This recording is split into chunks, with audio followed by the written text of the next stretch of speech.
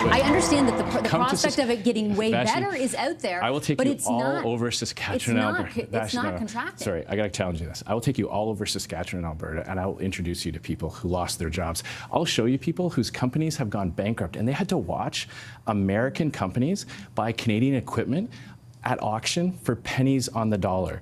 Gang, what's up? Aaron here, Canadian Looney. We have Vassy Capellos, our favorite liberal cheerleader, hack journalist, fake reporter for the CTV News. She has Andrew Scheer here. He's the House Leader for the Conservatives. He's interesting, he's funny, and he's going to have to explain it to Vassy like she's 5 years old. Let's take a peek. That is why we are fighting hard for our auto workers, and I put the president on notice yesterday about the consequences of not having that accord. Mr. President, you have been warned. If you put in another tariff, he's going to give you yet another $1 trillion. This is the tough negotiator that we hired? Our auto sector is paying less than 10% tariff. When Japan, when Europe, when the UK, when the rest of the world is paying 15, which is bigger than 10. He is already signing a deal that makes us worse off because he makes concession after concession after concession while getting nothing in return. Debate in the House of Commons there a little earlier today. Prime Minister Mark Carney is back in Ottawa after a trip to Washington that both he and President Trump described in positive terms. Good vibes aside, though, the Prime Minister didn't come back and make an announcement about a deal on either sectoral tariffs or anything broader.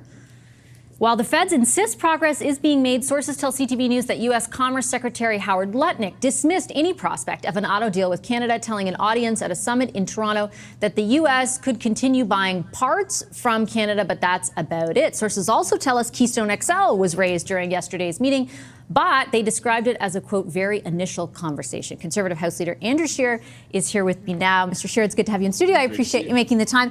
I know that you expressed support for Keystone. I want to get to that in a second, not exactly as the government lays it out, but I actually wanted to start where I left off with Premier Eby, because the other hot topic in this country right now is a pipeline that doesn't just go north-south, but out west from Alberta.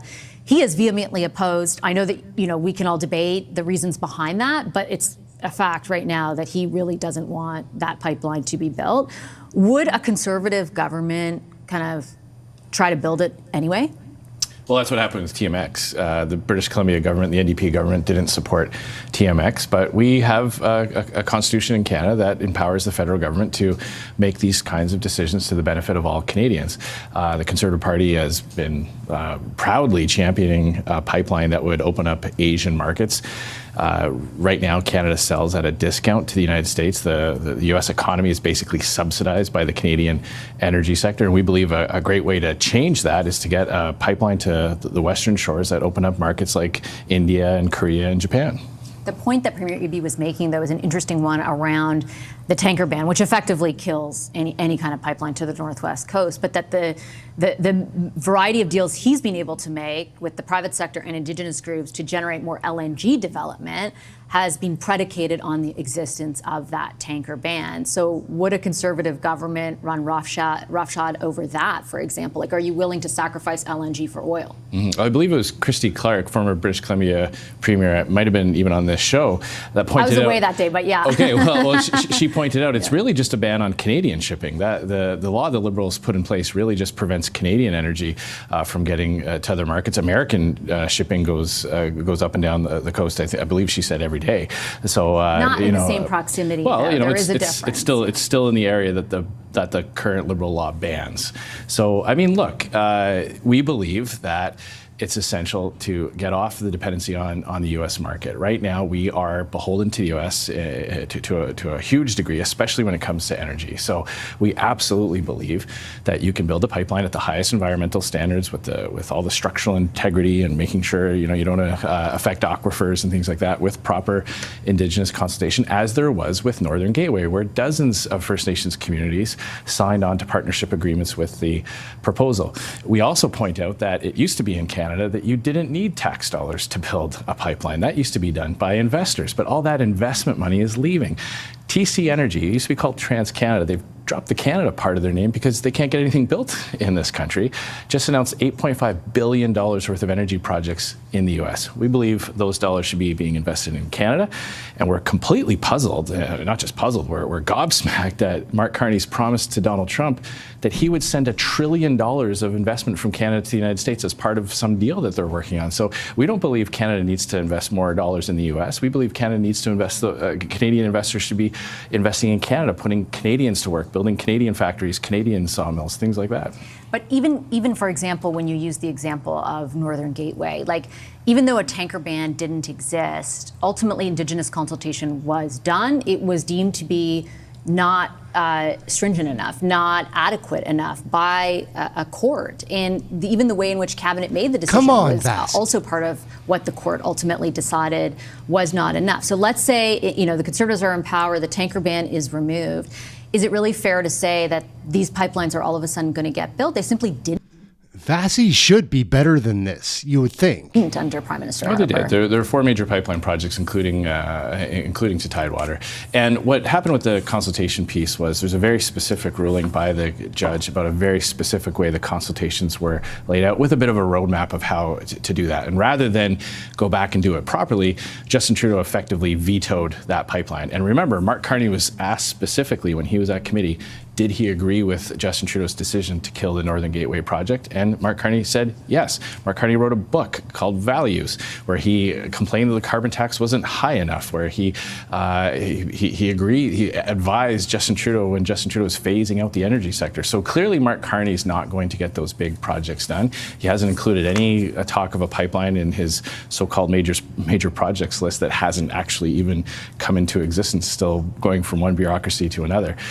So what we're saying today is, look, let's get rid of the shipping ban. Let's let Canadian energy workers sell their products to Asian markets. Let's get a better return on what we are selling, so we're not just selling into the U.S. market. Let's let provinces like BC and Alberta and Saskatchewan collect more revenues. Let's let the federal government collect more revenues so we can improve services for Canadians.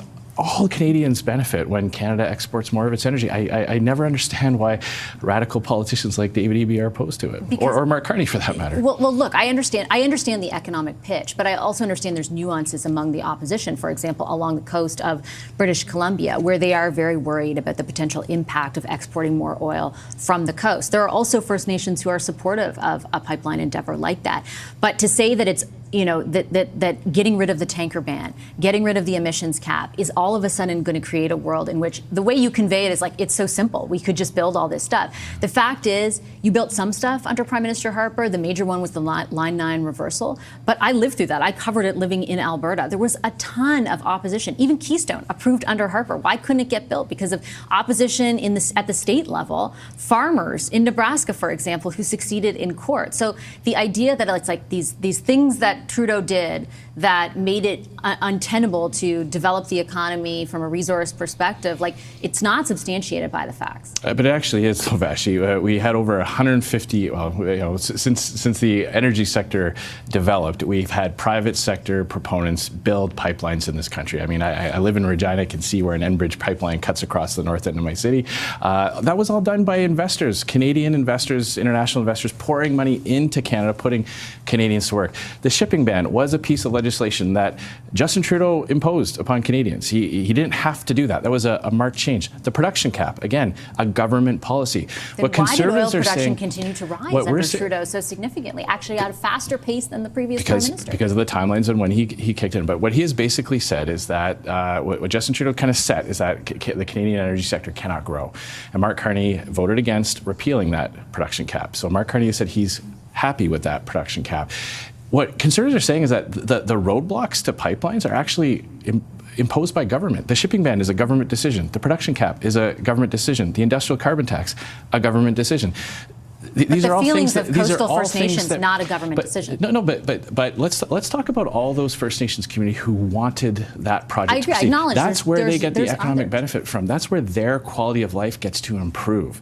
And I absolutely believe that everybody wins when our energy sector is able to thrive. First Nations community, oil and gas workers, provincial governments collecting revenues to improve public services. Like, where's Canada going to get the GDP growth if the U.S. is effectively saying that Mark Carney is not going to get a deal on things like auto.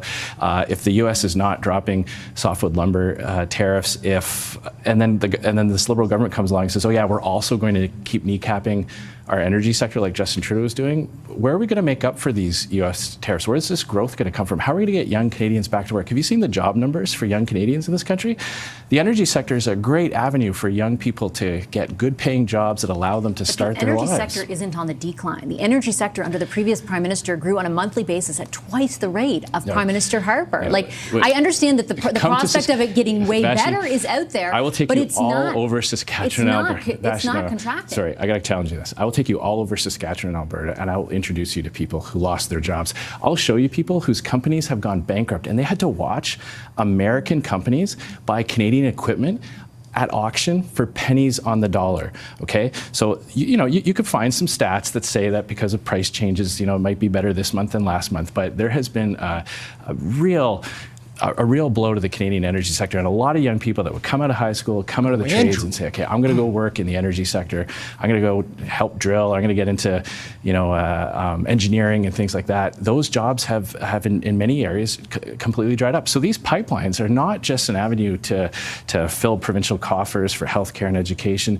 They're also a place where young people can get work again. And what we're questioning the government is, why not? What is this allergy to developing our energy sector? And why do Canadians have to pay the price? Why do those hardworking young Canadians have to pay the price for Mark Carney's radical ideology? Do you have evidence, though, that this government thus far, and I take your point about his book and the positions he's espoused in the past, that thus far they are as anti-energy as you're painting them? The top project on their initial major projects list was LNG Canada Phase 2. And again, I'm not making up those statistics. I take your point about... That's from Macdonald Laurier Institute, and that's not exactly like a left-wing think tank. They did the analysis, and we know oil companies are making money hand over fist. They're making money by investing in America. TC Energy, $8.5 billion. They've switched to gas. They've moved off oil and onto gas. They are building a pipeline in Virginia. They are.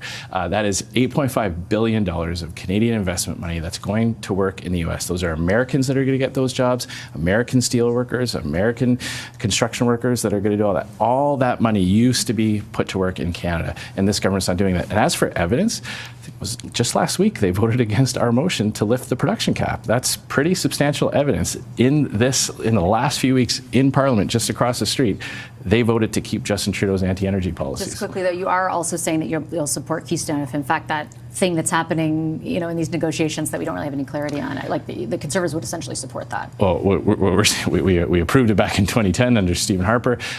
Donald Trump approved it in 2017. It was one of his first acts. This should be low-hanging fruit, by the way. Like, this shouldn't be hard. And if Donald Trump wants to buy our energy, he gets a good deal for the American economy. We shouldn't have to offer up anything in negotiations to get Donald Trump what he wants anyway. He's signaling to us that he wants it. He signed it off on it back in 2017. This should be done in a couple of hours if both parties are serious about it. Okay, I'll leave it on that. Mr. Scheer, appreciate your time as always. Thank you so much. Thank you. All right, Andrew Scheer is the Conservative House Leader, our front bench. We'll wrap it up right there, gang. What is Vassy up to? Like, I know she understands what's really going on. I don't think that she believes in half of the arguments she's trying to make. What do you think? Let me know in the comments. Is she a hack? Is she a journalist? Both? Like, maybe it's both for everybody these days. Aaron, Canadian Looney, like, share, subscribe. We'll catch you in the next video. Thank you for watching this one. Everyone has an opinion about Canadian federal politics. Get yours right here. Catch you in the next video.